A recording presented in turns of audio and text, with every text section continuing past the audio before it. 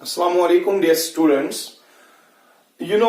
हमने कल के लेक्चर में मॉलिक्यूलर ऑर्बिटल थ्योरी का मेन बेसिक कंसेप्ट पढ़ा, जिसमें हमने पढ़ा था कि एटॉमिक ऑर्बिटल्स जब भी कंबाइन होते हैं दे फॉर्म मॉलिक्यूलर ऑर्बिटल्स। और जो मॉलिक्यूलर ऑर्बिटल्स होते हैं उनके बेटा दो टाइप्स होते हैं, एक तो बॉन्डिंग मॉलिक्यूलर ऑर्बिटल्स और एंटी बॉन्डिंग मॉलिक्यूलर ऑर्बिटल्स। तो यहां पे मैं आपको समझा देता हूं ये बॉन्डिंग और एंटी बॉन्डिंग मॉलिक्यूलर ऑर्बिटल्स जो है उनके बीच में बेटा डिफरेंस क्या है। तो देख लीजिए, ये यहां पे है एक ऑर्बिटल जो है एस ऑर्बिटल एक, और यहां से मैं और एक एस ऑर्बिटल लेता हूं।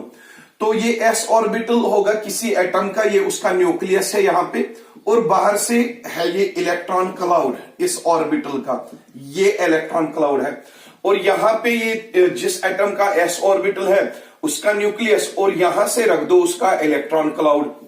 तो जब ये ऑर्बिटल्स आपस में मिक्स होते हैं, मैंने कल के लेक्चर में कहा था ऑर्बिटल्स जब मिक्स होते हैं, actually these are the electron waves which are mixing.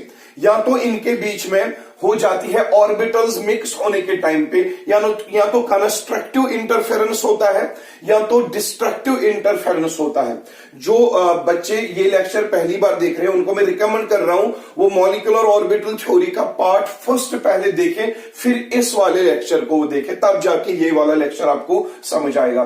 तो ये देख लीजिए, एस ऑर्बिटल और एस ऑर्बिटल दोनों ऑर्बिटल्स जो है वो एटॉमिक ऑर्बिटल्स है। जब ये मिक्स करेंगे थ्रू कंस्ट्रक्टिव इंटरफेरेंस, तो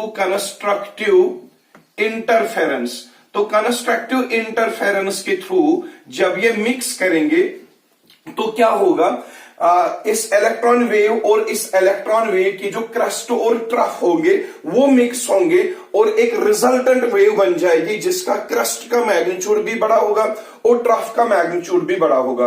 बेसिकली हम कहते हैं जब एटॉमिक ऑर्बिटल्स डिफरेंट एटम्स के मिक्स होते हैं थ्रू कंस्ट्रक्टिव इंटरफेरेंस, तो क्या होता है, जो इस एटम का न्यूक्लियस है और इस एटम का जो न्यूक्लियस है, during constructive interference, during constructive mixing, इनका जो इलेक्ट्रॉन क्लाउड है वो सारा इलेक्ट्रॉन क्लाउड ज्यादातर इन न्यूक्लियस के बीच में आ जाता है।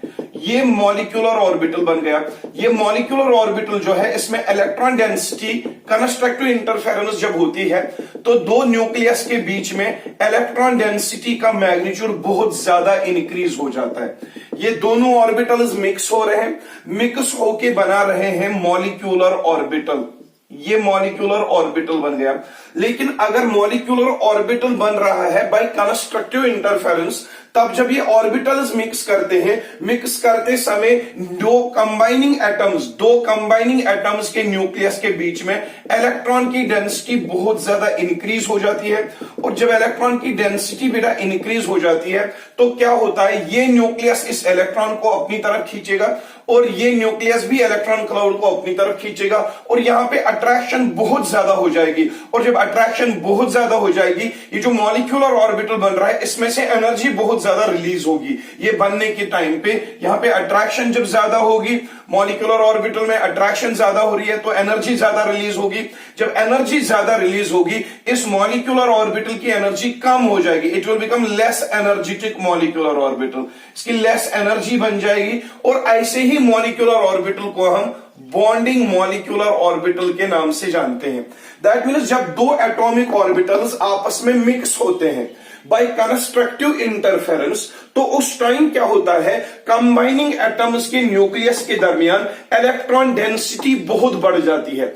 और जब इलेक्ट्रॉन की डेंसिटी बहुत ज्यादा बढ़ जाती है उसकी वजह से दो न्यूक्लियस को होल्ड करता है यही इलेक्ट्रॉन क्लाउड, जिसकी वजह से बहुत ज्यादा अट्रैक्शन होती है यहां पे, और अट्रैक्शन की वजह से एनर्जी रिलीज होती है और इस मॉलिक्यूलर ऑर्बिटल की जो एनर्जी है वो कम हो जाती है और इस वाले मॉलिक्यूलर ऑर्बिटल का नाम पड़ता है बॉन्डिंग मॉलिक्यूलर ऑर्बिटल। तो ये जो है बॉन्डिंग मॉलिक्यूलर ऑर्बिटल है, इसकी एनर्जी कम है, तो एनर्जी कम है तो ये बॉन्डिंग मॉलिक्यूलर ऑर्बिटल क्या बन जाएगा, स्टेबल बन जाएगा। अब जो दूसरा तरीका है, दूसरा तरीका मैं आपको यहां पे समझा देता हूं ऑर्बिटल मिक्स होने का। मैं फिर से एस ऑर्बिटल लेता हूं, यहां पे ये फिर से एस ऑर्बिटल ले लिया हमने और यहां से और एक एस ऑर्बिटल ले लिया हमने, ये देख लीजिए दूसरा एस ऑर्बिटल है।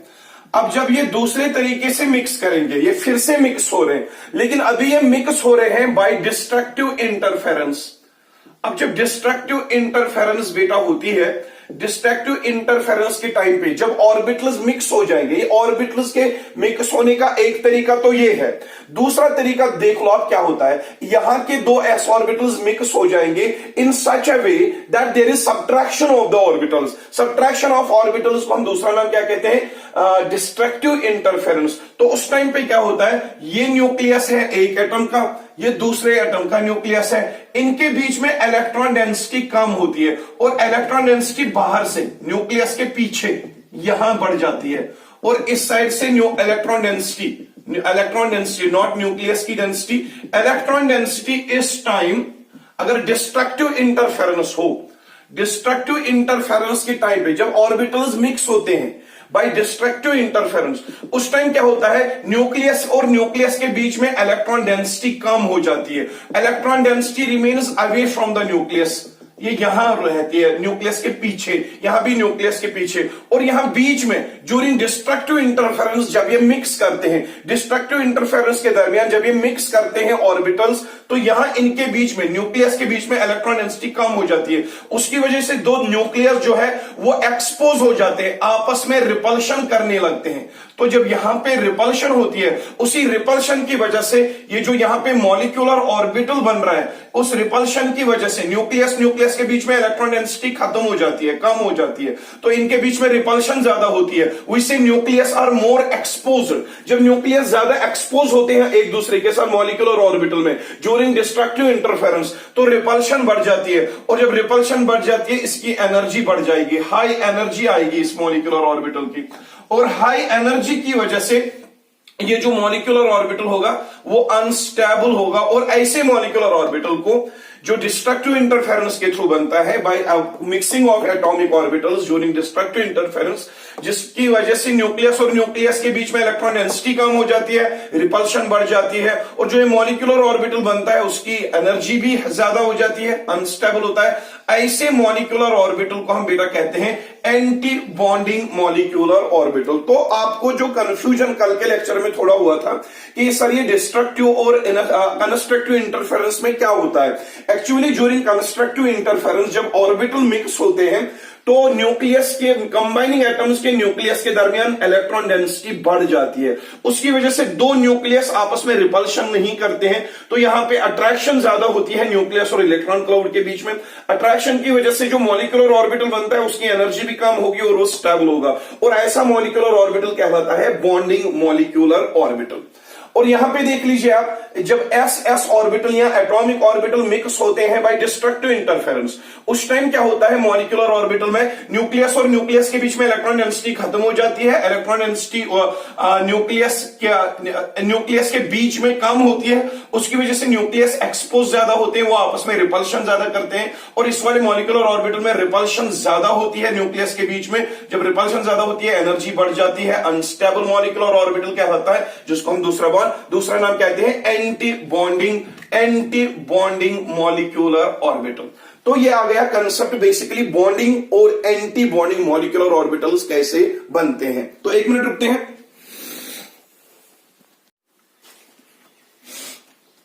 तो बेटा ये आपने देख लिया कि कैसे एक बॉन्डिंग मॉलिक्यूलर ऑर्बिटल बनता है बाय कंस्ट्रक्टिव इंटरफेरेंस, और उसकी एनर्जी कम क्यों होती है, और कैसे एक एंटी बॉन्डिंग मॉलिक्यूलर ऑर्बिटल बनता है बाय डिस्ट्रक्टिव इंटरफेरेंस, और कैसे उसकी एनर्जी ज्यादा होती है। Now we will move deeply in this topic. हम देखते हैं कि जो जब एटम्स कंबाइन होते हैं, हम अब क्या पढ़ेंगे, जब एटम्स कंबाइन होते हैं कौन कौन से बॉन्डिंग और कौन कौन से एंटी बॉन्डिंग मॉलिक्यूलर ऑर्बिटल्स बनते हैं। तो मैं इसको बेटा रब कर देता हूं, आप देख लीजिएगा अच्छे से।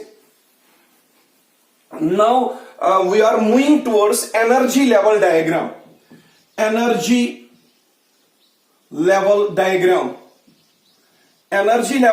बेटा पढ़ते हैं। एनर्जी लेवल डायग्राम के थ्रू आपको समझ आ जाएगा, एनर्जी लेवल डायग्राम के थ्रू आपको समझ आ जाएगा, जब भी दो एटम्स कंबाइन करेंगे, कंबाइन करने के समय में वहां कितने types of bonding molecular orbitals बनेंगे और कितने types anti bonding molecular orbital बेटा बनेंगे। तो देख लीजिए हम क्या करते हैं, एनर्जी लेवल डायग्राम बनाने के लिए हम क्या करते हैं, सबसे पहले मैं इसको हटा देता हूं। We are going to study energy level diagram. एक बहुत बड़ी डायग्राम बनेगी जो आप एक फुल पेज पे ड्रा कर सकते हो, बॉटम से लेकर टॉप ऑफ पेज तक आप एक डायग्राम बनाओगे। तो देख लीजिए, मान के चलो मेरे पास एक एटम है जिसका मैंने लिया है 1s ऑर्बिटल, और यहां पे और एक एटम है जिसका मैंने लिया है 1s ऑर्बिटल। आपको पता है जब भी बॉन्ड बनती है, बॉन्ड बनने के टाइम पे दो एटम्स कंबाइन करते हैं। जब एटम्स कंबाइन करते हैं as per molecular orbital theory, जब दो एटम्स कंबाइन करते हैं उनके सारे ऑर्बिटल कंबाइन करते हैं। 1s के साथ कंबाइन करेगा, 2s एक एटम का दूसरे एटम के 2s के साथ कंबाइन करेगा, 2p ऑर्बिटल एक एटम के दूसरे 2p एटम के साथ 2p ऑर्बिटल के साथ कंबाइन करेंगे। तो मैं यहां पे लेता हूं एक एटम का 1s ऑर्बिटल, दूसरे एटम का 1s ऑर्बिटल, ये आपस में कंबाइन करेंगे। और यहां से मैं लूंगा एक एटम का 2s ऑर्बिटल और यहां से दूसरे एटम का 2s ऑर्बिटल, जब ये कंबाइन करेंगे।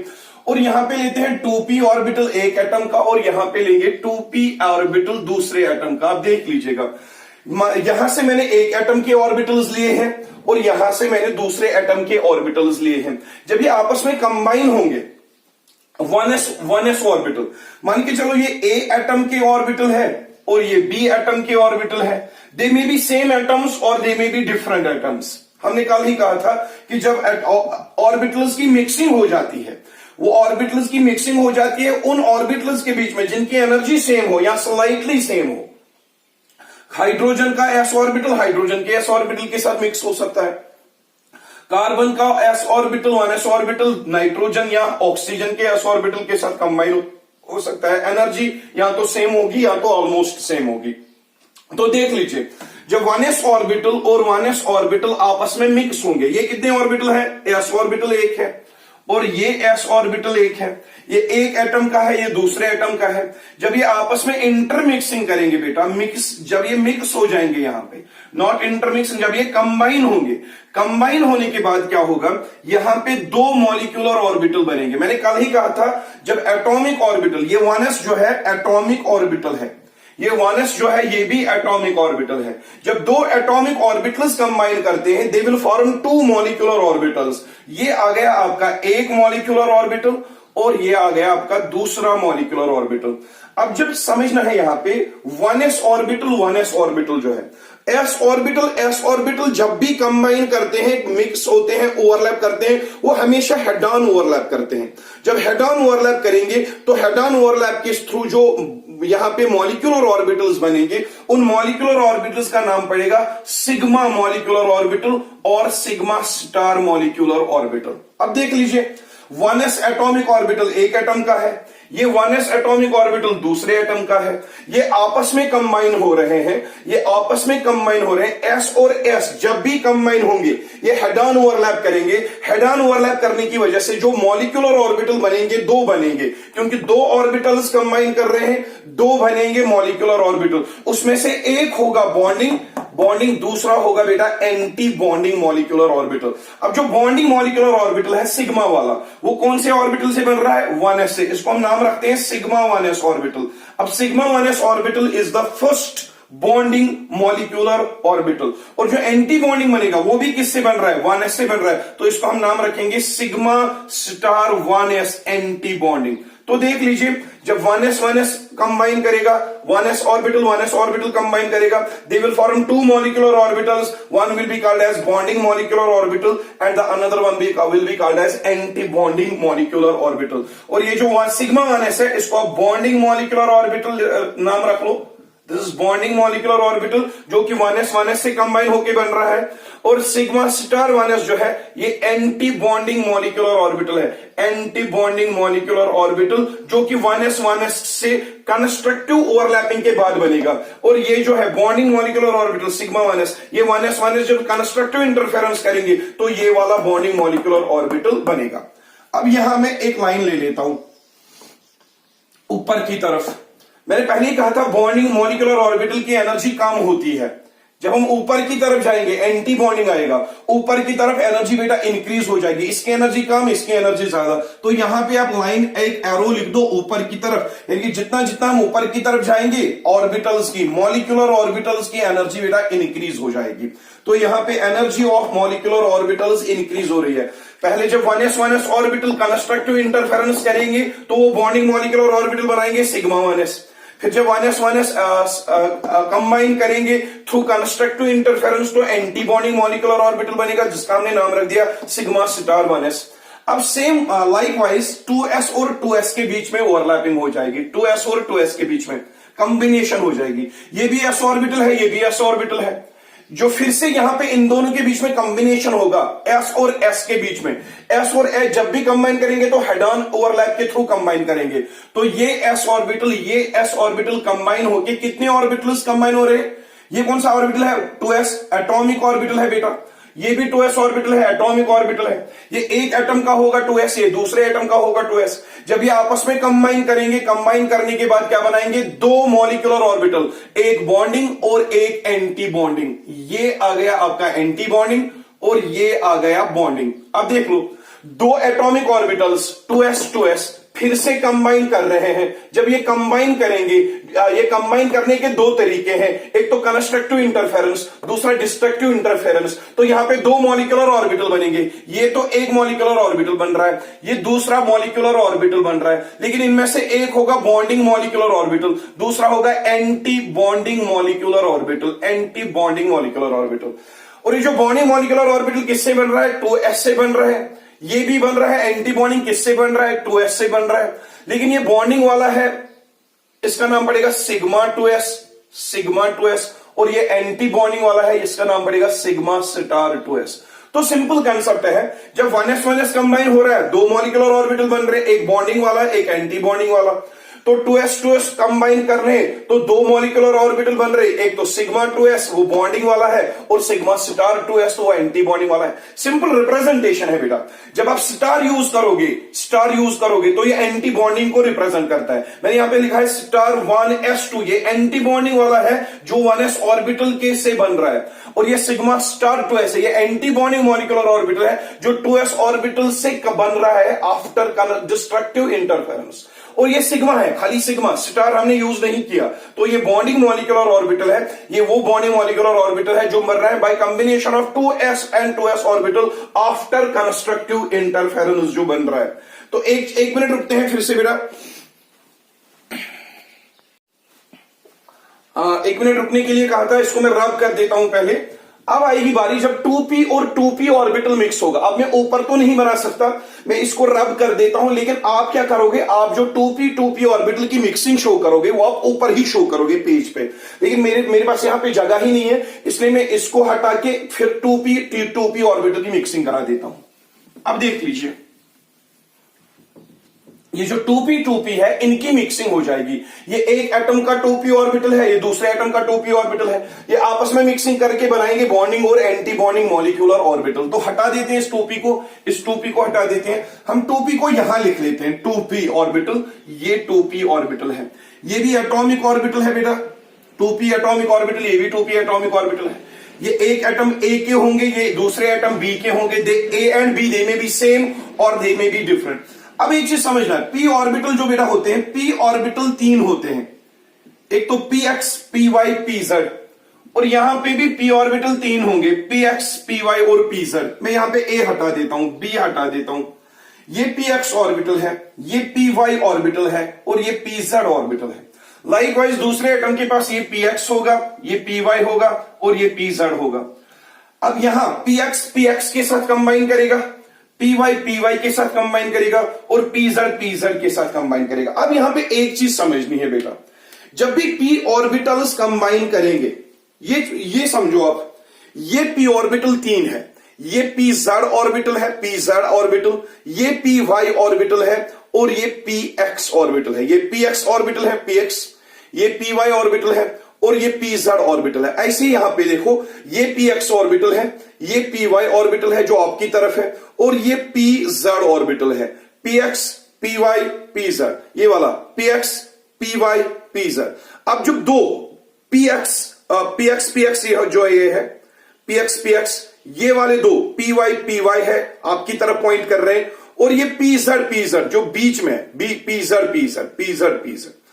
अब जब ये पीजड ऑर्बिटल था ये भी पीजड ऑर्बिटल है, तो जब ये मिक्स करेंगे कंबाइन करेंगे they will undergo head on overlap. इनका सर और सल मिल रहा है, हेड और हेड मिल रहा है, तो ये पीजड करेगा head on overlap. P orbital में पीजड हेड ऑन ओवरलैप कर रहा है। अब जो हेड ऑन ओवरलैप एक बार हो गया, अब कौन सा ओवरलैप होगा इनके बीच में? जो पी वाई है इनके बीच में खाली साइड वाइज ओवरलैप होगा, साइड वाइज, और पीएक्स भी साइड वाइज ओवरलैप करेगा। दैट मीन्स यहां पे जो कंसेप्ट है वो ये कंसेप्ट है, जब भी पीजड ऑर्बिटल आपस में कंबाइन होते हैं ये करते हैं कौन सा ओवरलैप? ये करते हैं हेड ऑन ओवरलैप करते हैं बेटा, हेड ऑन ओवरलैप। तो पीजड करेगा हेड ऑन ओवरलैप, और पीएक्स ये पीएक्स था, ये पीएक्स है, पीएक्स करेंगे साइड वाइज ओवरलैप, और पी वाई वो भी करेंगे साइड वाइज ओवरलैप, लेकिन जो पीजड है वो करेंगे क्या? Head on overlap. तो देख लीजिए, लेकिन एक कंसेप्ट है यहां पे, मैं आपको एक चीज बता दूं, अगर पी वाई ने हेड ऑन ओवरलैप किया एट दैट टाइम पीजड और पीएक्स साइड वाइज ओवरलैप करेगा। अगर पीएक्स ने हेड ऑन ओवरलैप किया उस time p y p z side wise overlap करेगा, और जिस टाइम पीजड करेगा हेड ऑन ओवरलैप उस टाइम पीएक्स पी वाई करते हैं साइड वाइज ओवरलैप। यानी कि 3 पी ऑर्बिटल है यहां पे, 3 पी ऑर्बिटल जब ये क्लोज आएंगे one of them always participates in head on overlap. जब भी 3 पी ऑर्बिटल क्लोज आते हैं इन तीनों में से एक पी ऑर्बिटल को हमेशा हेड ऑन ओवरलैप करना है। ये बीच में ये वाली है, इनके बीच में हेड ऑन ओवरलैप हो जाएगा। ये पी वाई हो सकता है, पीजड हो सकता है, पीएक्स हो सकता है, तीनों में से एक। और जो रिमेनिंग 2 है उनके पास कोई चॉइस है ही नहीं, ये साइड वाइज ओवरलैप हो रहा है और ये भी साइड वाइज ओवरलैप हो रहा है। That means at the time of combination of 2p and 2p इन तीनों में से एक ऑर्बिटल को हमेशा हेड ऑन ओवरलैप करना होगा, और रिमेनिंग 2 हमेशा साइड वाइज ओवरलैप ही करते हैं। तो देख लीजिए, अब एक कन्विक्शन है, जितनी भी बुक्स आप देखोगे हमेशा वो पीजड को हेड ऑन ओवरलैपिंग करवाते हैं, लेकिन ये कंपलसरी नहीं है पीजड ही साइड वाइज ओवरलैप करे, हेड ऑन ओवरलैप करेगा। हेड ऑन ओवरलैप कोई भी कर सकता है, पीजड को ही हम हेड ऑन ओवरलैप करवाते हैं। देख लीजिए, ये पीजड है और ये पीजड है, और पीजड ऑर्बिटल कितने ऑर्बिटल है? 2 ऑर्बिटल है बेटा, ये 2 ऑर्बिटल है।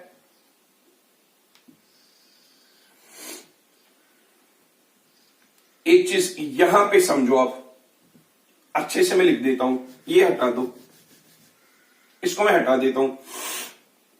सबसे पहले क्या होगा, यहां पे पीजड और पीजड जो है वो आपस में कौन सा ओवरलैप कर रहे हैं? हेड ऑन ओवरलैप कर रहे हैं। जब हेड ऑन ओवरलैप करेंगे तो मॉलिक्यूलर ऑर्बिटल क्या बनेगा? Sigma type. और एंटी बॉन्डिंग कौन सा बनेगा? एंटी बॉन्डिंग जो बनेगा वो बनेगा sigma star type, sigma star type.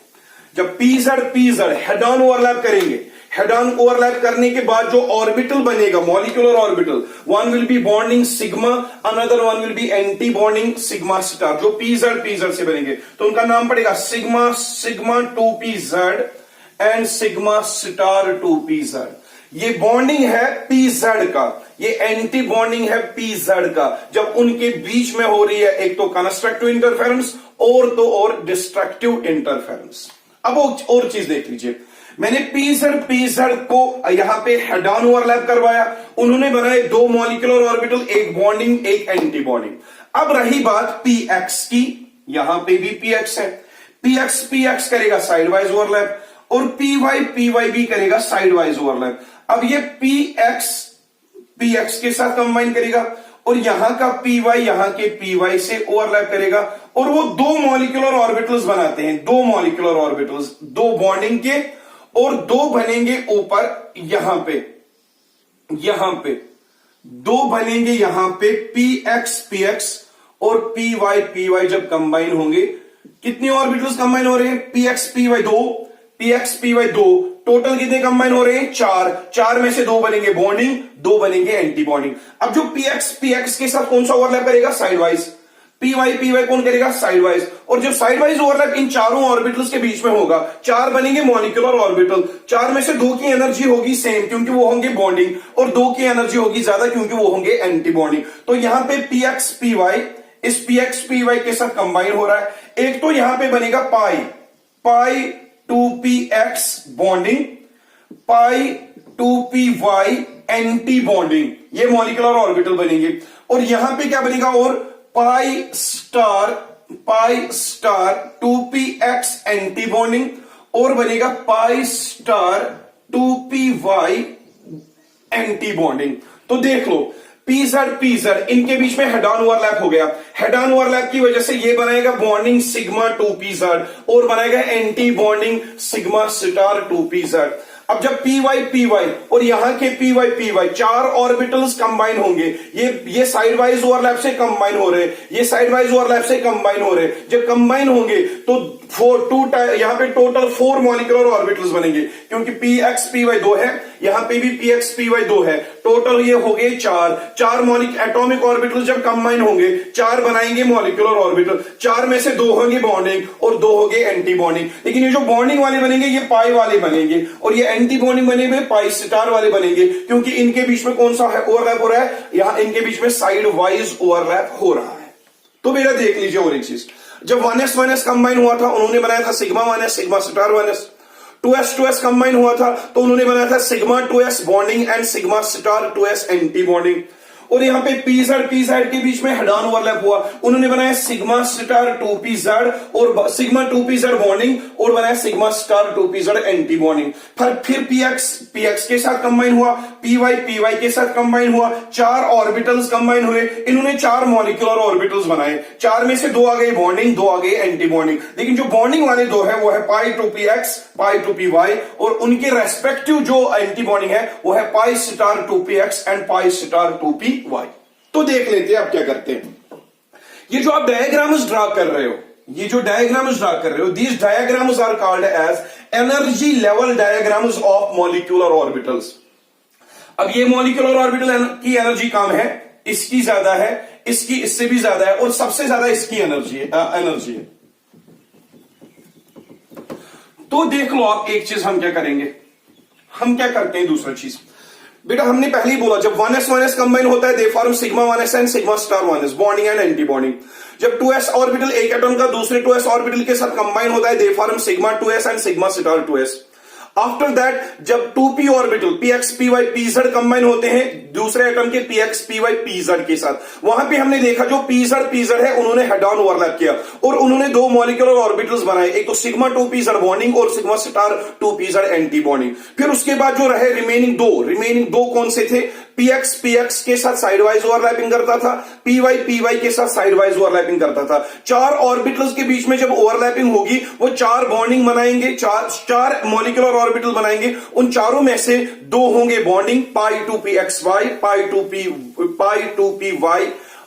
2px and pi 2py, और एंटी बॉन्डिंग बनेंगे दो पाई star 2px and pi star 2py। अब बेटा एक चीज जो सबसे बॉटम पे आएगा, सबसे बॉटम पे जो मॉलिक्यूलर ऑर्बिटल आएगा, जो अभी मैंने डायग्राम बनाई थी, सबसे बॉटम पे कौन आ रहा था? सिग्मा 1s सबसे बॉटम पे, क्योंकि 1s ऑर्बिटल की एनर्जी सबसे कम होगी।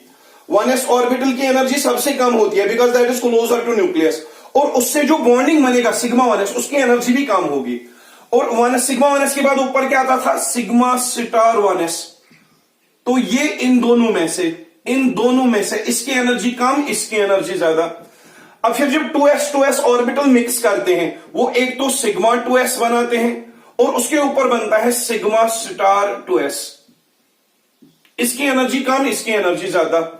फिर जब p ऑर्बिटल मिक्स हो गए उसके बाद सिग्मा स्टार 2s के बाद ऊपर बनेगा pi 2px is equal to pi 2py। ये दोनों है बॉन्डिंग मॉलिक्यूलर ऑर्बिटल जो के बनते हैं साइड वाइज ओवरलैप से। इन दोनों की एनर्जी बेटा सेम होती है क्योंकि दोनों का साइड वाइज ओवरलैप होता है। और उसके बाद सिग्मा 2pz जो 2p-Z वाला बॉन्डिंग है वो आएगा, 2p-Z वाला बॉन्डिंग मॉलिक्यूलर ऑर्बिटल वो आएगा, इसकी एनर्जी कम होगी और इसकी एनर्जी ज्यादा।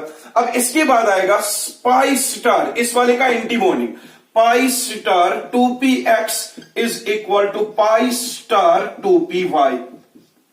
और लास्ट में जो ऊपर आ रहा था, ऊपर उस डायग्राम में, एनर्जी लेवल डायग्राम जो हमने अभी ड्रा की, वहां पे ऊपर कौन आ रहा था, sigma star 2pz।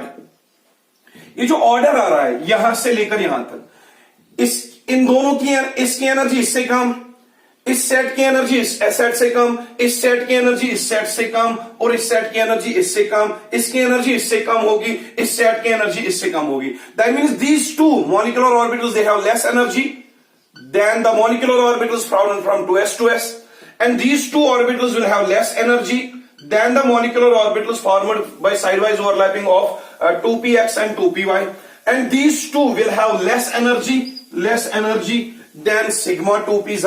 Sigma 2pz will have less energy than pi star 2px and pi star 2py, and this will have less energy than sigma star 2pz. तो सबसे कम एनर्जी जो होगी इनकी होगी, उससे ज्यादा इनकी, उससे ज्यादा इनकी। तो ये जो अरेंजमेंट आप लिख रहे हो, this is the increasing order of energy, increasing order of energy of molecular orbitals. इस ऑर्डर में मॉलिक्यूलर ऑर्बिटल्स की एनर्जी जो है वो बेटा इंक्रीज हो रही है। तो यहां पे जिस पे मैंने स्टार लिखा है वो वाले रिप्रेजेंट करते हैं एंटी बॉन्डिंग मॉलिक्यूलर ऑर्बिटल्स, उनकी एनर्जी ज्यादा होगी than their respective bonding molecular orbitals.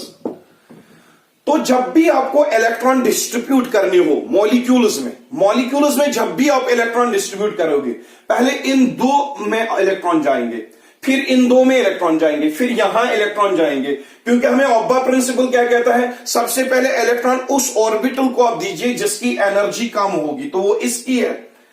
तो फिर इलेक्ट्रॉन इसमें जाएंगे, तब जाके इसमें, फिर इसमें, फिर इसमें और फिर इसमें। और यही हमें यूज करना है, यही ऑर्डर हमें यूज करना है for filling the electrons in molecular orbitals. तो मैं इसको रब कर देता हूं पहले तो। देख लीजिए बेटा, मैं इसको रब कर देता हूं। ये ऑर्डर आप याद रख लीजिएगा, या ऑर्डर, इसी ऑर्डर में आप इसको इलेक्ट्रॉन फिल करने हैं। फॉर एग्जाम्पल, अगर आपके पास 2 इलेक्ट्रॉन है तो इलेक्ट्रॉनिक कॉन्फ़िगरेशन क्या आएगी मॉलिक्यूल की, सिग्मा 1s2, इसमें जाएंगे 2 इलेक्ट्रॉन। अगर आपके पास 4 इलेक्ट्रॉन प्रेजेंट है तो मॉलिक्यूल की इलेक्ट्रॉनिक कॉन्फ़िगरेशन क्या आएगी, sigma 1s2, sigma star 1s2, इसमें जाएंगे 2 इलेक्ट्रॉन, इसमें 2। अगर आपके पास 6 इलेक्ट्रॉन है, sigma 1s2, sigma star 1s2, sigma 2s2, इसमें जाएंगे 2 इलेक्ट्रॉन और। अगर आपके पास 10 इलेक्ट्रॉन है, 10 इलेक्ट्रॉन्स, कैसे डिस्ट्रीब्यूट करने हैं मॉलिक्यूल के 10 इलेक्ट्रॉन, इसमें जाएंगे 2, इसमें 2 जाएंगे, sigma 1s2, sigma star 1s2, sigma 2s2, sigma star 2s2, यहां पे 2, यहां पे 2, यहां पे 2, यहां पे 2, आगे 8 इलेक्ट्रॉन्स यहां तक। अब इन दोनों की एनर्जी सेम है, अब इसमें 1 इलेक्ट्रॉन जाएगा, इसमें 1 इलेक्ट्रॉन जाएगा। मैं आपको एग्जांपल सिखाता हूं उन मॉलिक्यूल्स की जिन मॉलिक्यूल्स की इलेक्ट्रॉनिक कॉन्फ़िगरेशन हमें लिखनी होगी। फॉर एग्जांपल, मैं इसको हटा देता हूं।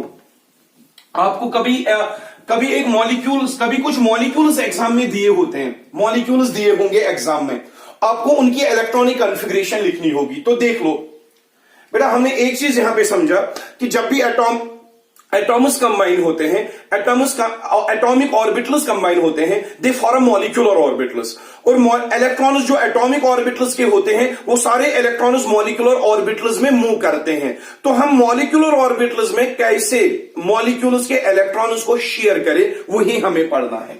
तो देख लीजिए, मेरे पास एक मॉलिक्यूल है H2 मॉलिक्यूल, ये एटम नहीं है, ये मॉलिक्यूल है। अगर मेरे पास हाइड्रोजन एटम होता, इसकी इलेक्ट्रॉनिक कॉन्फ़िगरेशन क्या आती, हाइड्रोजन एटम की इलेक्ट्रॉनिक कॉन्फ़िगरेशन 1s2। ये तो एटम की इलेक्ट्रॉनिक कॉन्फ़िगरेशन है, हाइड्रोजन एटम की इलेक्ट्रॉनिक कॉन्फ़िगरेशन 1s2। लेकिन अगर एटम के बदले मुझे दिया गया हो H2 मॉलिक्यूल, अब ये एटम नहीं है, ये मॉलिक्यूल है, इसके पास एटॉमिक ऑर्बिटल नहीं होंगे, मॉलिक्यूलर ऑर्बिटल होंगे। अब एक हाइड्रोजन के पास सॉरी हाइड्रोजन एटम का एटॉमिक नंबर कितना होता है, 1 होता है, इसकी इलेक्ट्रॉनिक कॉन्फ़िगरेशन होगी 1s1। एक हाइड्रोजन एटम के पास 1 इलेक्ट्रॉन है, इसकी इलेक्ट्रॉनिक कॉन्फ़िगरेशन होगी 1s1।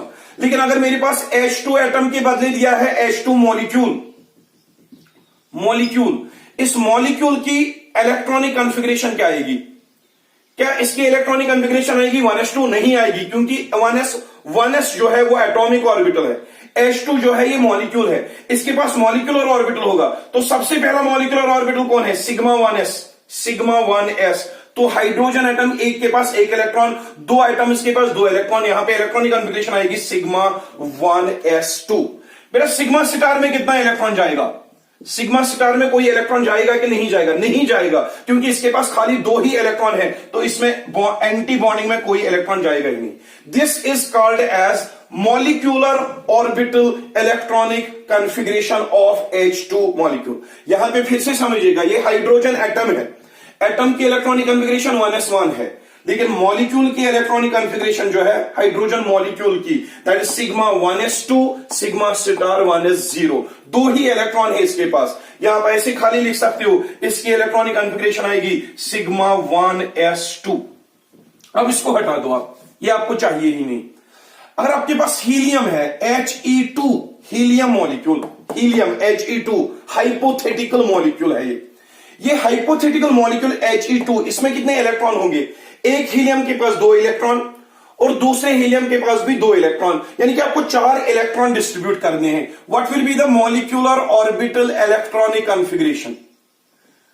एक हीलियम के पास दो इलेक्ट्रॉन, दूसरे हीलियम के पास भी दो इलेक्ट्रॉन, टोटल इलेक्ट्रॉन आएंगे 4, तो 4 इलेक्ट्रॉन डिस्ट्रीब्यूट कर दो, sigma 1s2, sigma star 1s2, sigma 1s2, और यहां पे आएगा सिग्मा स्टार 1s2। इसके बॉन्डिंग में भी दो इलेक्ट्रॉन है, इसके एंटी बॉन्डिंग में भी दो इलेक्ट्रॉन है, तो ये आ गई इसकी हाइपोथेटिकल, क्योंकि ये मॉलिक्यूल एग्जिस्ट ही नहीं होता है, hypothetical electronic configuration of helium molecule. और हाइड्रोजन एग्जिस्ट होता है, इसकी जो मॉलिक्यूलर ऑर्बिटल इलेक्ट्रॉनिक कॉन्फ़िगरेशन है that will be sigma 1s2, sigma star 1s2। अब मैं आपको एक इंपॉर्टेंट कंसेप्ट समझाता हूं, that is the concept of bond order. Bond order मैं आपको यहां पे समझाता हूं। Bond order is equal to दो एटम्स के बीच में कितनी बॉन्ड्स बनेगी, the possibility. Molecular orbital theory हमें समझाती है कि दो एटम्स के बीच में कितनी बॉन्ड्स बन सकती है। अब आप सर ये कहोगे, सर वैलेंस बॉन्ड थ्योरी भी तो समझाती थी कि दो एटम्स के बीच में कितनी बॉन्ड्स बनेगी। जैसे हम पढ़ते थे एक वैलेंस बॉन्ड थ्योरी में, एक एटम के पास जितने हाफ फील्ड ऑर्बिटल होंगे उतने वो बॉन्ड्स बनाएंगे। लेकिन हमेशा जब आपने वैलेंस बॉन्ड थ्योरी पढ़ी, उसमें आपने पढ़ा कि एटम या तो एक बॉन्ड बनाता है, या दो बॉन्ड बनाता है, या 3 बॉन्ड्स बनाता है, या 4 बॉन्ड्स बनाता है, अकॉर्डिंग टू VBT। लेकिन मॉलिक्यूलर ऑर्बिटल थ्योरी का कंसेप्ट कुछ अलग है। मॉलिक्यूलर ऑर्बिटल थ्योरी क्या कहती है? दो एटम्स के बीच में एक बॉन्ड भी बन सकती है, दो बॉन्ड्स भी बन सकते हैं, डाई बॉन्ड्स भी बन सकती है, इवन डेढ़ बॉन्ड भी बन सकती है, इवन आधी बॉन्ड भी बन सकती है। मॉलिक्यूलर ऑर्बिटल थ्योरी वो पहली थ्योरी है जो ये कह रही है कि दो एटम्स के बीच में फ्रैक्शनल बॉन्ड भी बन सकती है, यानी कि बॉन्ड ऑर्डर एक भी हो सकता है, एक बॉन्ड बनेगी, दो बॉन्ड बन सकती है। बॉन्ड ऑर्डर अगर 2.5 निकला तो दो एटम्स के बीच में डाई बॉन्ड बन सकती है। बॉन्ड ऑर्डर अगर निकला 1.5 तो डेढ़ बॉन्ड बन सकती है।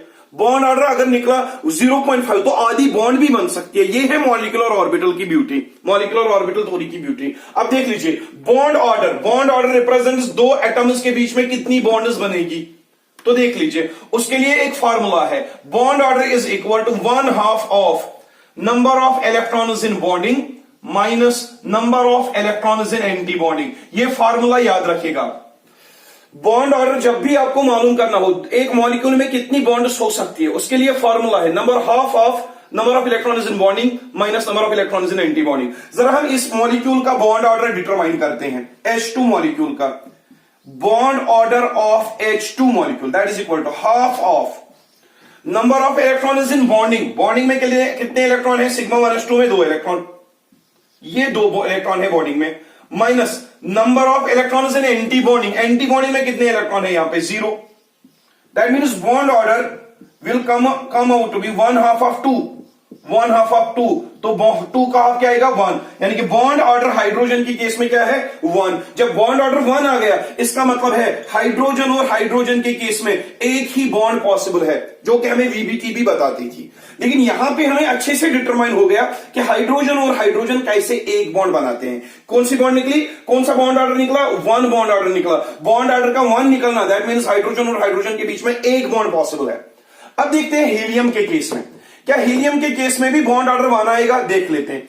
हीलियम के केस में बॉन्ड ऑर्डर देख लो आप, that will be equal to 1/2 of number of electrons in bonding. Bonding में कितने इलेक्ट्रॉन्स है 2, minus number of electrons in anti bonding. Anti bonding में कितने इलेक्ट्रॉन है 2, 2 minus 2, that means bond order will be equal to half of 2 minus 2 is 0, that means half of 0, that is 0 बेटा। तो helium का bond order कितना आ रहा है 0 आ रहा है, यानी bond order of helium molecule is 0, यानी कि हीलियम और हीलियम के बीच में कोई बॉन्ड बन ही नहीं सकती है। This molecule is not possible, this molecule does not exist, does not exist, क्योंकि यहां पे इसका जो बॉन्ड ऑर्डर आ रहा है वो 0 आ रहा है। जब भी बेटा बॉन्ड ऑर्डर 0 आ जाए तो मॉलिक्यूल में बॉन्ड कोई पॉसिबल है ही नहीं, और जब कोई मॉलिक्यूल में बॉन्ड पॉसिबल ही नहीं है तो वो मॉलिक्यूल एग्जिस्ट होगा ही नहीं। आपको कभी कभी एमओटी में क्वेश्चंस आते हैं, आपको कुछ मॉलिक्यूल्स देखे होंगे, उन मॉलिक्यूल्स के बारे में आपको पूछा जाएगा which of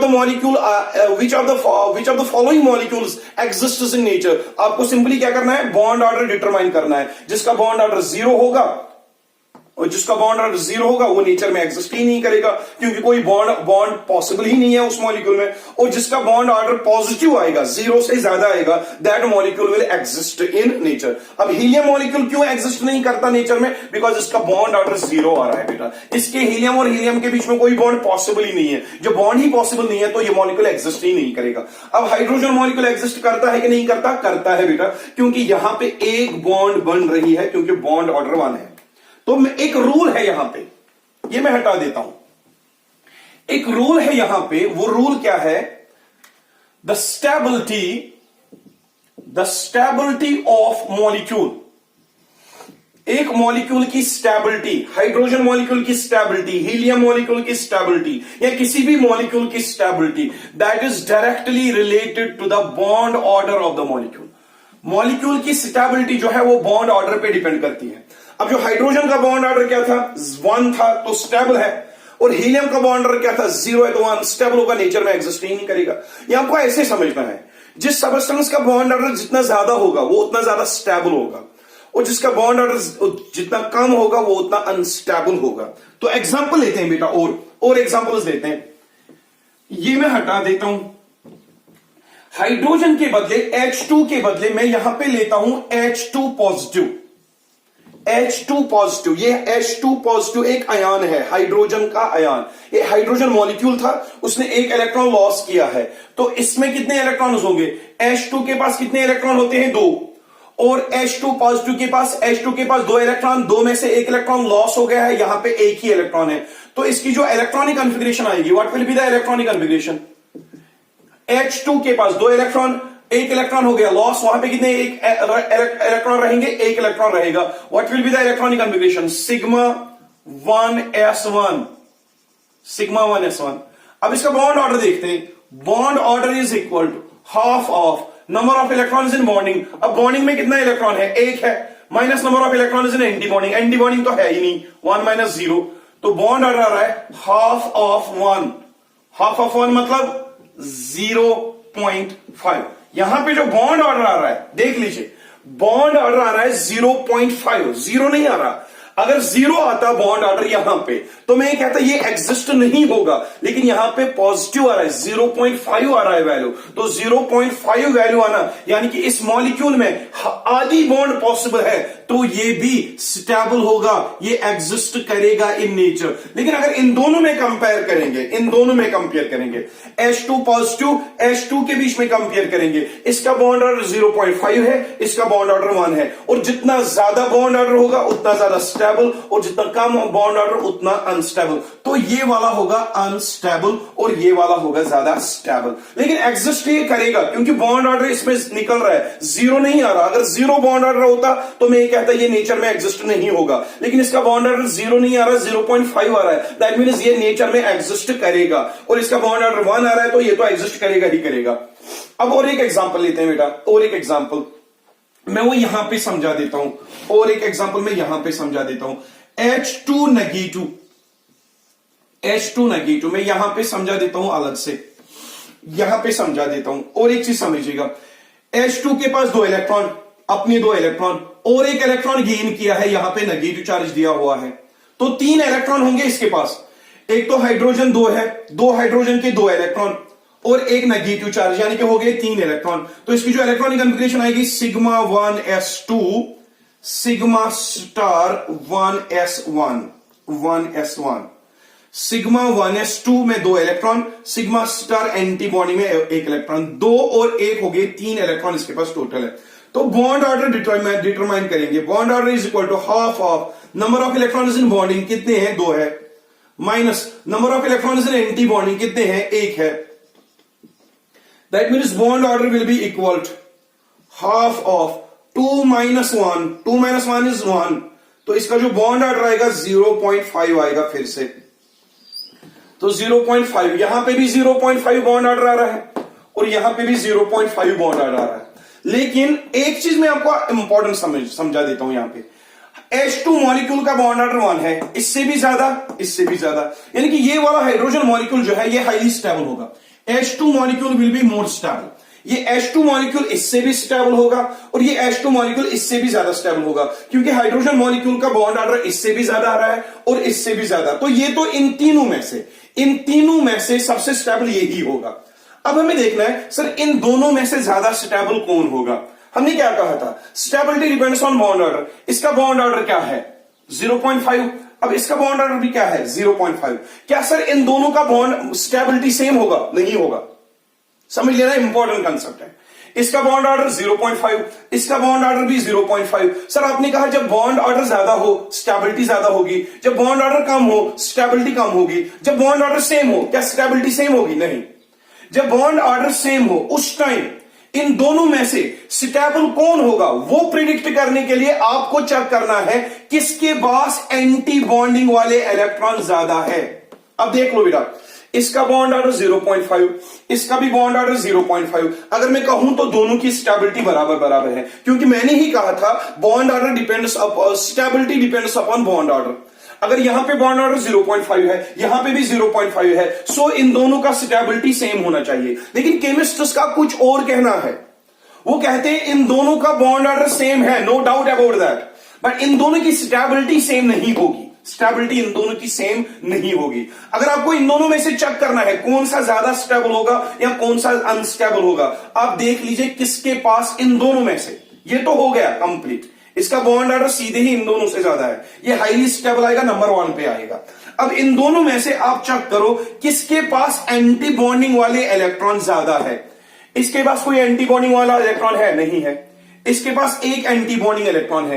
anti bonding electron की एनर्जी क्या होगी? ज्यादा। जब इलेक्ट्रॉन की एनर्जी ज्यादा होगी तो इस सबस्टेंस की एनर्जी भी ज्यादा होगी, तो ये अनस्टेबल होगा, और इसमें कोई एंटी बॉन्डिंग नहीं है तो ये स्टेबल होगा। तो ये कहेंगे हम ये वाला H2 that is more stable because of high bond order, that is more stable than this one H2 positive। H2 positive से ज्यादा स्टेबल है, ये H2 मॉलिक्यूल इससे ज्यादा स्टेबल है। अब ये जो है H2 positive it is more stable then H2 negative. Sir अब आप यहां पे पूछोगे sir H2 positive H2 negative का बॉन्ड ऑर्डर तो सेम था, लेकिन H2 पॉजिटिव कैसे स्टेबल होगा H2 नेगेटिव के कंपैरिजन में? क्योंकि H2 पॉजिटिव के पास कोई एंटी बॉन्डिंग वाला इलेक्ट्रॉन है ही नहीं, लेकिन इसके पास एंटी बॉन्डिंग वाला इलेक्ट्रॉन एक है। एंटी बॉन्डिंग वाले इलेक्ट्रॉन की एनर्जी ज्यादा होगी और ये अनस्टेबल होगा, तो H2 नेगेटिव सबसे ज्यादा अनस्टेबल होगा। तो ये आ गया इनका ऑर्डर ऑफ स्टेबिलिटी। ये चीज वैलेंस बॉन्ड थ्योरी एक्सप्लेन नहीं करती थी, लेकिन यहां पे मॉलिक्यूलर ऑर्बिटल थ्योरी आपको अच्छे से एक्सप्लेन कर रही है क्या स्टेबिलिटी ऑफ डिफरेंट आयन्स। और एक चीज देखते हैं बेटा, one more thing,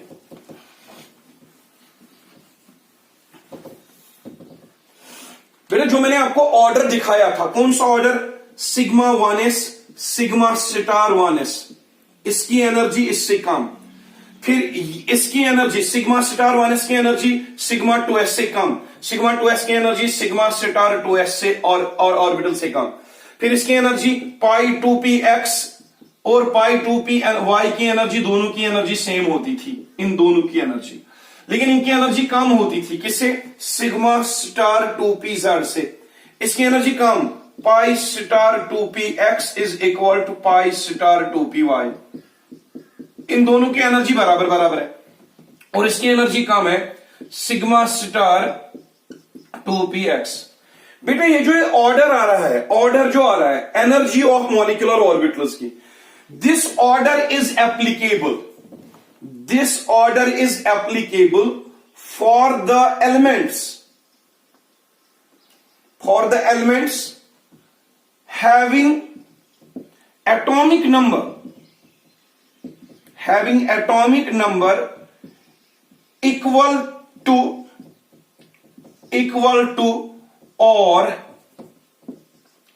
or less than 14। ये समझ लेना, ये जो ये ऑर्डर मैंने आपको बताया है, पहले आप इसको 2 इलेक्ट्रॉन दोगे, फिर इसको 2, फिर इसको 2, फिर इसको 2, ऐसी ऑर्डर में फिलिंग होगी, अब्बा प्रिंसिपल। लेकिन ये जो ऑर्डर वैलिड है खाली उन एलिमेंट्स के लिए वैलिड है जिनका एटॉमिक नंबर या तो 14 के बराबर हो या 14 से कम हो, उन्हीं एलिमेंट्स के लिए ये ऑर्डर आप अप्लाई कर सकते हो।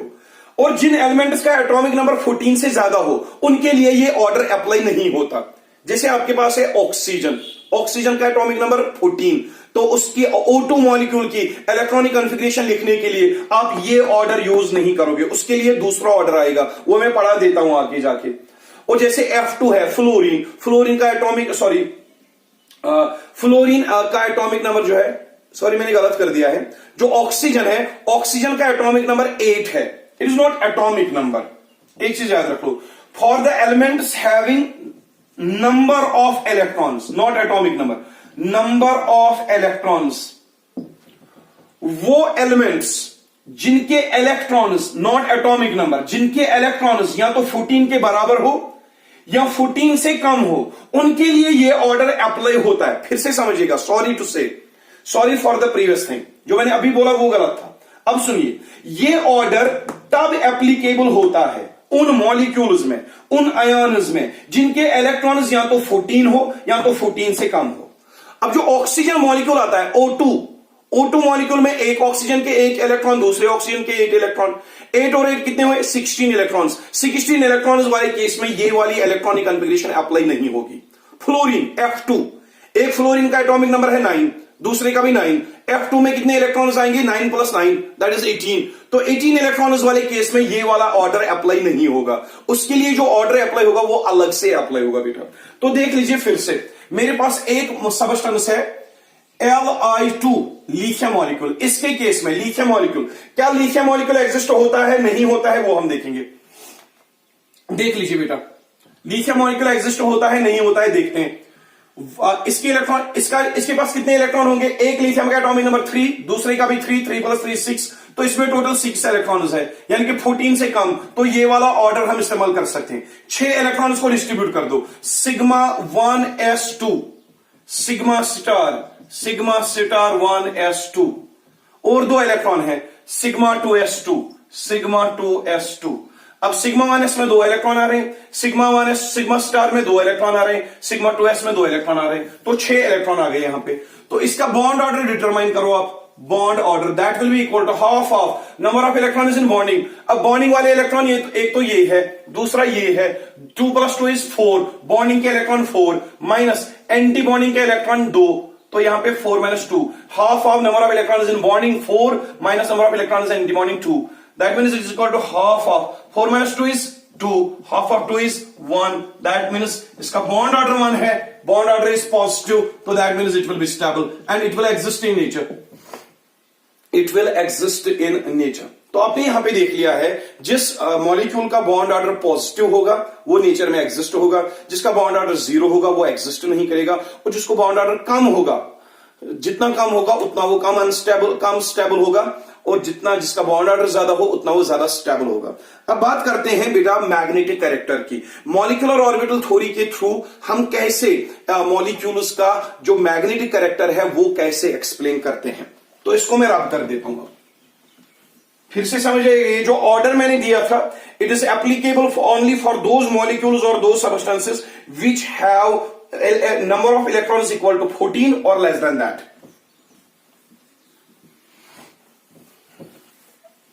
बेटा एक चीज मैं आपको समझा देता हूं मैग्नेटिक कैरेक्टर के बारे में। हमने अभी हाइड्रोजन मॉलिक्यूल पढ़ा था। हाइड्रोजन मॉलिक्यूल में जो हमने इलेक्ट्रॉनिक कॉन्फ़िगरेशन लिखी थी, इसके पास 2 इलेक्ट्रॉन है, सिग्मा 1s2। ये सिग्मा 1s2, सिग्मा 1s क्या है? Molecular orbital. इसमें कितने इलेक्ट्रॉन है? 2। एक है यहां पे क्लॉकवाइज स्पिन वाला, दूसरा इलेक्ट्रॉन है एंटी क्लॉकवाइज स्पिन वाला, यानी कि it is a paired set, paired molecular orbital. Electrons are paired, ठीक है।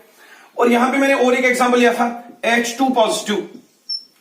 H2 पॉजिटिव, हाइड्रोजन के पास 2 इलेक्ट्रॉन, H2 मॉलिक्यूल के पास, लेकिन एक इलेक्ट्रॉन लॉस हो गया। यहां पे एक ही इलेक्ट्रॉन होगा, तो इसकी जो इलेक्ट्रॉनिक कॉन्फ़िगरेशन होगी दैट इज सिग्मा 1s1, एक ही इलेक्ट्रॉन है। और यहां पे जो मॉलिक्यूलर ऑर्बिटल है उसमें एक ही इलेक्ट्रॉन है, तो एक इलेक्ट्रॉन रख दो। ये जो है इसका नाम पड़ेगा अनपियर्ड मॉलिक्यूलर ऑर्बिटल। अब देख लो, हाइड्रोजन मॉलिक्यूल पियर्ड ऑर्बिटल है इसके पास अनपियर्ड है। आपने एक चीज एटॉमिक स्ट्रक्चर जो टॉपिक पढ़ा है, एटॉमिक स्ट्रक्चर, जब आपने स्पिन ऑफ इलेक्ट्रॉन पढ़ा था, स्पिन में आपने पढ़ा था जिस मॉलिक्यूल के पास अनपियर्ड इलेक्ट्रॉन होगा उसको एक्सटर्नल मैग्नेट अपनी तरफ खींचेगा, अट्रैक्ट करेगा, तो ये वाला सबस्टेंस पैरामैग्नेटिक होगा। This substance will be paramagnetic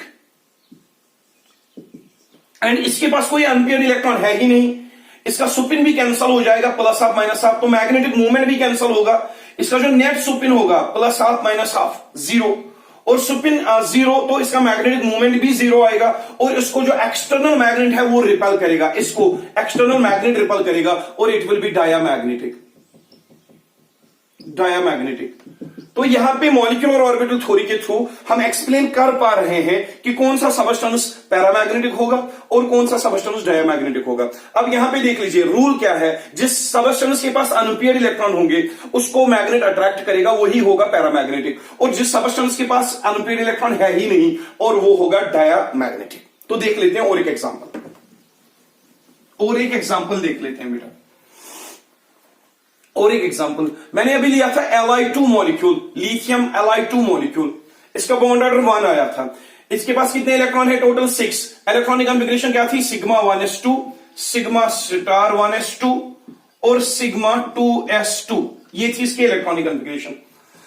इसमें अगर आप देखोगे 1s2 में कितने इलेक्ट्रॉन है? 2 electron opposite spin. Sigma star 1s2 anti bonding में भी 2 इलेक्ट्रॉन अपोजिट स्पिन, और यहां पे सिग्मा 2s में भी 2 इलेक्ट्रॉन विथ अपोजिट स्पिन। तो इसमें सारे ऑर्बिटल्स कंप्लीटली फिल्ड है,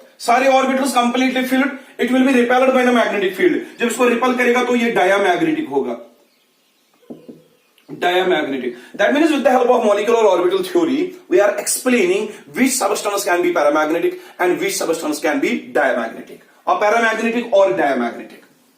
और एक एग्जांपल लो बेटा, मेरे पास और एक मॉलिक्यूल है C2 मॉलिक्यूल। अब मुझे देखना है क्या C2 मॉलिक्यूल नेचर में एग्जिस्ट करता है कि नहीं करता। अगर एग्जिस्ट करता है तो इसका बॉन्ड ऑर्डर कितना होगा, और बॉन्ड ऑर्डर अगर इसको है क्या, ये पैरामैग्नेटिक है डायामैग्नेटिक है, वो सारी चीजें मैं इसके बारे में डिस्कस कर लेता हूं।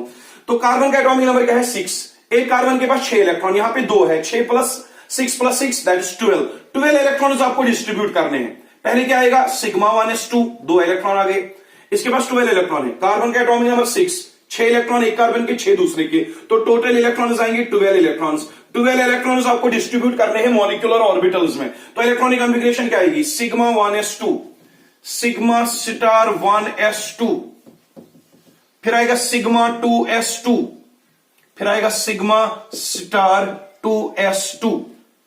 यहां पे कितने इलेक्ट्रॉन आ गए? 2, 4, 6, 8। फिर उसके बाद आएगा pi 2px is equal to pi 2py। अब इसमें कितने इलेक्ट्रॉन आ गए? यहां तक 8 इलेक्ट्रॉन आ गए, इसमें 2 इलेक्ट्रॉन रख दो, 8 और 2 हो गए 10 इलेक्ट्रॉन, और इसमें 2 रख दो और हो गए 12 electron. 2 plus 2 is 4, 4 plus 2 is 6, 6 plus 2 is 8, 8 plus 2 is 10, 10 plus 2 is 12. तो C2 का जो इलेक्ट्रॉनिक कॉन्फ़िगरेशन, इसका नाम पड़ेगा molecular orbital electronic configuration of C2 molecule, C2 molecule. अब बेटा देखते हैं हम इसका बॉन्ड ऑर्डर. बॉन्ड ऑर्डर क्या होगा? बॉन्ड ऑर्डर किसके बराबर होता है?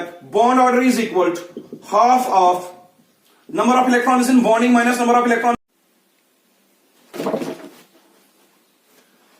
बेटा इसका बॉन्ड ऑर्डर देखते हैं. कार्बन का बॉन्ड ऑर्डर क्या आएगा? Bond order of C2 molecule क्या आएगा? That is half of number of electrons in bonding, half of number of electrons in bonding minus number of electrons in anti bonding. तो क्या आएगा? Half of bonding वाले कितने electron? Bonding वाले ये दो बॉन्डिंग वाले इलेक्ट्रॉन है और ये दो भी बॉन्डिंग वाले इलेक्ट्रॉन है, ये दो भी बॉन्डिंग वाले इलेक्ट्रॉन है और ये दो भी बॉन्डिंग वाले इलेक्ट्रॉन है. तो कितने बॉन्डिंग वाले इलेक्ट्रॉन आ रहे हैं? 2 plus 2 is 4 plus 2 is 6 plus 2 is 8. तो 8 आ रहे हैं बॉन्डिंग वाले इलेक्ट्रॉन्स माइनस एंटी बॉन्डिंग वाले इलेक्ट्रॉन. एक तो ये दो आ गए और ये दो आ गए, 2 और 2 हो गए 4, 8 minus 4. तो यहां पे जो बॉन्ड आ रहा है half of 8 minus 4 that is 4, half of 4 that is equal to 2. यानी कि C2 मॉलिक्यूल जो है, C2 मॉलिक्यूल में कार्बन और कार्बन का बॉन्ड ऑर्डर जो आ रहा है 2 आ रहा है. यानी कि कार्बन और कार्बन जब भी आपस में कंबाइन करेंगे, एक हमें पता है कार्बन हमेशा 4 बॉन्ड्स बनाता है, लेकिन जब कार्बन कार्बन के साथ कंबाइन करता है as per molecular orbital theory इसमें खाली 2 ही बॉन्ड्स बनते हैं. तो याद रखना ये कभी एग्जाम में आ सकता है क्वेश्चन कि जब भी कार्बन और कार्बन C2 मॉलिक्यूल बनाते हैं, आपस में कंबाइन करते हैं, तो इनके बीच में बताइए बॉन्ड ऑर्डर कितना आता है? 2 आता है, 4 नहीं आता, ये याद रखिएगा. और कार्बन जब आपस में कंबाइन करते हैं खाली 2 बॉन्ड्स बनाते हैं. तो 2 बॉन्ड्स बनाने का मतलब ये है बेटा कि ये हमेशा जब भी आपस में लिंक होते हैं 2 ही बॉन्ड्स बनाते हैं, 4 नहीं बनाते. हमें पता है कार्बन टेट्रावेलेंट है, लेकिन वो तब है जब ये दूसरे एटम्स के साथ कंबाइन करता है, लेकिन जब ये आपस में कंबाइन करता है खाली 2 ही बॉन्ड्स बनाता है. और एक इंटरेस्टिंग चीज बता देता हूं यहां पे, कार्बन जब कार्बन के साथ कंबाइन होता है 2 बॉन्ड्स बनाएगा, लेकिन दोनों बॉन्ड पाई बॉन्ड्स होती है. याद रखना ये बात, दोनों बॉन्ड पाई बॉन्ड होते हैं. अब आप सर कहोगे आप ये क्यों कह रहे हो कि यहां पे दोनों बॉन्ड पाई बॉन्ड होंगे? क्योंकि कार्बन मॉलिक्यूल में जो लास्ट इलेक्ट्रॉनिक कॉन्फ़िगरेशन है ना, 2 और 2 इलेक्ट्रॉन जो पाई में है 2 इलेक्ट्रॉन, यहां पाई 2p वाई में है 2 इलेक्ट्रॉन. जो लास्ट वाले इलेक्ट्रॉन है कार्बन के केस में वो पाई 2p एक्स और पाई 2p वाई में है. लास्ट वाले इलेक्ट्रॉन पाई में है.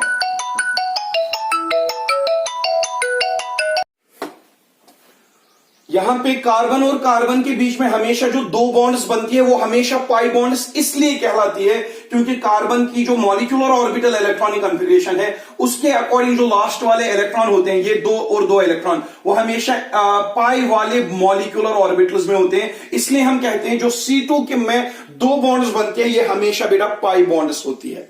तो इसको मैं रब कर देता हूं. हम और एक एग्जाम्पल लेते हैं, लास्ट एग्जाम्पल यहां पे. और एक चीज मैं आपको सिखा देता हूं, जो स्टेबिलिटी है, stability of molecule, stability of molecule जो है that is directly proportional to bond order. जिस मॉलिक्यूल का जितना ज्यादा बॉन्ड ऑर्डर होगा वो उतना ज्यादा स्टेबल होगा. लेकिन एक एक्सेप्शन है, जब 2 सबस्टेंसेस का बॉन्ड ऑर्डर सेम हो, एट दैट टाइम जिस मॉलिक्यूल के पास एंटी बॉन्डिंग वाले इलेक्ट्रॉन ज्यादा हो वो मॉलिक्यूल सबसे ज्यादा अनस्टेबल होता है. वो चीज आप पहले ही मैंने H2 पॉजिटिव और H2 नेगेटिव के केस में डिस्कस कर दी है. और एक चीज आप जो याद रखोगे बॉन्ड लेंथ के बारे में, बॉन्ड लेंथ जो है बेटा that is inversely proportional to bond order. Bond length, अब जब 2 एटम्स बॉन्ड बनाते हैं आपस में, उनके सेंटर के बीच में जो लेंथ होती है दैट इज बॉन्ड लेंथ. वो बॉन्ड लेंथ जो है that is inversely proportional to bond order. अब बेटा एक मॉलिक्यूल का जितना बॉन्ड ऑर्डर ज्यादा आएगा उतना वो बॉन्ड ज्यादा बनाएंगे, जितने वो बॉन्ड ज्यादा बनाएंगे उतनी बार वो क्लोज आएंगे, जितनी बार वो क्लोज आएंगे उतनी बॉन्ड लेंथ कम हो जाएगी. That means more the bond order lesser is the bond length. जो आपके लिए मैं एक क्वेश्चन छोड़ देता हूं, वो आप खुद से सॉल्व करेंगे और उनके आंसर्स या तो मुझे व्हाट्सएप पे आप टेक्स्ट कर दोगे या तो आप वो यूट्यूब के कमेंट सेक्शन में कमेंट करोगे आप. एक क्वेश्चन है N2 molecule, N2 positive substance and N2 negative substance. एक चीज याद रखना, ये जो नाइट्रोजन है N2 मॉलिक्यूल, N2 पॉजिटिव और N2 नेगेटिव। इन दोनों का जो स्टार्टिंग मटेरियल है, ये दोनों किससे बनेंगे? N2 से बनेंगे।